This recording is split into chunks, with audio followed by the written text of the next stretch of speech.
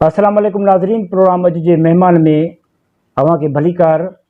असांजे प्रोग्राम में शामिल आहे वार्ड नंबर 3 जो उम्मीदवार पाकिस्तान पीपल्स पार्टी अब्दुल गफ़ार कलवड़।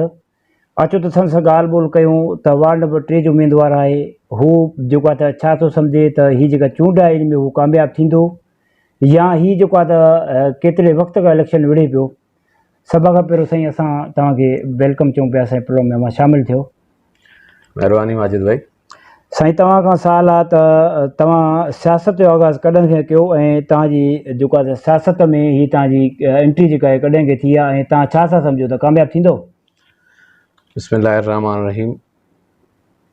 सभ खां पहिरियों अव्हांजे चैनल जो मां शुक्रगुज़ार आहियां, अव्हांजो बि जंहिं पंहिंजो टाइम कढी ऐं मूं वटि आया। सियासत जो आगाज़ असां बचपन खां वठी सियासी घराणे सां ताल्लुक़ु आहे। बचपन खां वठी पंहिंजो सियासी कारकुन जी हैसियत में कमु कयूं पिया। तालीम या नौकरी जे सिलसिले में कुझु वक़्तु ॿार हुयासीं। 2008 खां कंटिन्यू जेका आहे इलेक्टोरल प्रोसेस जेको बि पाकिस्तान पीपल्स पार्टी जो आहे जाम साहब वारनि जे हथ हेठि हमेशह जेका आहे उन खे मां ई रिकॉर्ड कयो आहे। आदलपुर टाउन कमेटी या सराउंडिंग जी जेके बि पोलिंग स्टेशन्स आहिनि उन में ज़्यादातर जेका आहे उहो सुपरविजन हूंदी आहे। ऐं बाक़ी इलेक्शन जे हिसाब सां त मुंहिंजो वालिद साहब बि टाउन कमेटी आदलपुर जॾहिं यूनियन काउंसिल हुई हुन वक़्तु जे रिज़र्व सीट ते मेंबर रहियो आहे। शुरू खां वठी तालुक़ु पाकिस्तान पीपल्स पार्टी सां आहे, शुरू खां वठी तालुक़ु जाम ख़ानदान सां आहे। ऐं हिन वक़्तु बि जेका आहे पाकिस्तान पीपल्स पार्टी ऐं जाम साहब वारनि जो शुक्रगुज़ार आहियां जिन एतमाद करे मूंखे वार्ड 3 ते टिकट ॾिनी। जेतिरे क़दुरु खटणु हाराइण इहो त भाग जो कमु आहे, पर मां पुरुमीद आहियां ऐं 110% मूंखे उमेदु आहे त आदलपुर जो आवाम असांजो साथ ॾींदो। असां जूं आदलपुर शहर जे लाइ पंहिंजूं ज़ाती ख़िदमतूं जेके बि आहिनि, पर असां जंहिंजे हथ हेठि जंहिंजे झंडे हेठि इलेक्शन विढ़ूं था उन्हनि जूं ख़िदमत तमामु घणियूं आहिनि ऐं इंशाअल्लाह ताला असांखे पूरो यकीन आहे त आदलपुर जो आवाम असांजो साथ ॾींदो। असां सियासत में तव्हांजो वालिद साहब बि जेको आहे त पाकिस्तान पीपल्स पार्टी में हुयो या कंहिं ॿी पार्टी में हुयो? न, शुरू खां वठी पाकिस्तान पीपल्स पार्टी में हुयो। जाम साहब वारनि सां सियासी तौर ते असांजो वालिद साहब गॾु हुयो जॾहिं पाकिस्तान पीपल्स पार्टी जाम साहब वारनि जॉइन कई 88 खां पहिरियों 87-88 में, त बाबा साईं बि उन्हनि सां गॾु रहियो ऐं 45 साल उमिरि थी आहे। असां बि हिन वक़्तु उन्हनि सां गॾु आहियूं। इंशाअल्लाह ता हयात गॾु ई रहंदासीं। अच्छा, तव्हां पाकिस्तान पीपल्स पार्टी में जेको आहे त पहिरियों इन खां तव्हांखे का सरकारी नौकिरी या का जॉब हुई? प्राइवेट फॉर्म्स में मां तक़रीबन 10 खां 12 साल कमु कयो आहे ऐं जेका आहे माशाअल्लाह एडमिनिस्ट्रेशन जो मूं वटि काफ़ी वाइड तजुर्बो आहे ऐं इंशाअल्लाह मां पंहिंजी जेके बि सलाहियतूं आहिनि उहो आवाम जी ख़िदमत लाइ ज़रूरु इस्तेमालु कंदुसि।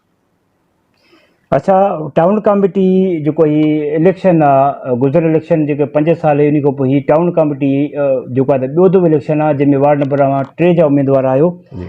वजूदो मां के इलेक्शन खां पोइ इन खां हितां जेका माण्हुनि जेका अॻ में इलेक्शन में बीठा उहे कामयाबु थी गई, छा आवाम जी उन्हनि ख़िदमत कई? बिल्कुलु दादा, अॻ में बि जाम आसिफ़ रज़ा ख़ान धारेजो जी सरबराही में टाउन कमेटी आदलपुर पंहिंजो पहिरियों टेन्योर ख़ुशअसलूबी सां मुकमल कयो आहे। उन में पंहिंजे सोर्सिस मां विदाउट गवर्नमेंट जी कंहिं एड या फंडिंग जे पंहिंजे रिसोर्सिस मां जेके हुनजी OZT शेयर हो उन मां सेविंग करे तक़रीबन 15-16 मिलियन जा तरक़ियाती कम ऐं जेके काफ़ी सारियूं म्यूनसिपल सर्विसिस जेके शहर जूं हालात जेके गुज़िरियल टेन्योर खां अॻ में ख़राबु हुया उहे जाम आसिफ़ ख़ान अची करे बहितर कराया। इंफ्रास्ट्रक्चर जे हवाले सां मां इहो चवंदुसि त असां जाम इकराम साहब जा तमामु घणा मशकूर हूं जंहिं पंहिंजूं ज़ाती कोशिशूं वठी शहर जो इंफ्रास्ट्रक्चर जेका उहो ज़बरदस्त ऐं जदीद नमूने करायो आहे। कुझु इलाइक़ा जेके रहंदा आहिनि इंशाअल्लाह ताला हाणे असांजो फोकस सॼो उन्हनि इलाइक़नि ते हूंदो ऐं उहे 10 खां 15% आहिनि आदलपुर सिटी जा। इंशाअल्लाह ताला उहे बि हिन टेन्योर में असां कोशिशि करे क्लियर कराईंदासीं। जेका गुज़िरियल इलेक्शन जी जंहिंमें जाम साहब हो, जाम आसिफ़ ख़ान धारेजो साहब हो जेको उहो छा बिना मुक़ाबले कामयाबु थियो या हुन सां कंहिंजो मुक़ाबिलो हुयो? ऐं हिन वक़्तु जेको आहे त तव्हांजे वार्ड जे साम्हूं 2 उम्मीदवार आहिनि, वार्ड नंबर 2 ऐं वार्ड नंबर 3 ते, जंहिंसां तव्हांजो साम्हूं जेके उम्मीदवार आहिनि हिकु JIU आहे, हिकु आज़ादु उम्मीदवार आहे। तव्हां छा था सम्झो त जेका अॻु जेका इलेक्शन ई टाउन कमेटी में बिना मुक़ाबले कामयाबु थिया ऐं हिन वक़्तु जेको तव्हांजो मुक़ाबलो आहे त तव्हां जेके वार्ड नंबर 2 ऐं 3 जा उमेदवार हो, छा तवको लॻो था तव्हां कामयाबु थींदो? अदा इंशाल्लाह मूंखे पूरी तवक़ो आहे। अॻु में जेका आहे उहो बिना मुक़ाबले कामयाबु थिया या मासिफ रज़ाक दारेजो साहब ऐं हुन सां असांजा 2 मौजूद मेंबर गॾु हुया, उहे बग़ैर मुक़ाबले जे कामयाबु थिया। ऐं हिन वक़्तु बि असां कोन था सम्झूं को मुक़ाबलो आहे। हिकिड़ा माण्हू जेके आहिनि उहो फॉर्म भराए बीह रहिया आहिनि ऐं जमहूरियत आहे, हर कंहिंखे हक़ु आहे पंहिंजो इलेक्शन विढ़ण जो। उहो दोस्त जेकॾहिं सम्झनि था त भले इलेक्शन विढ़नि। आदलपुर असांजी आहे, जाम साहब वारनि जी आहे, शुरू खां वठी पाकिस्तान पीपल्स पार्टी जी रही आहे। 88 खां वठी तारीख़ आहे त आदलपुर जी पोलिंग जेका आहे उहो जाम साहब वारनि जा हिमायती उमेदवार खटंदा रहिया आहिनि ऐं इनशाला हाणे बि असां पुरो ईंदूं, अहिड़ी का बि ॻाल्हि न आहे, असांखे कोई टेंशन न आहे।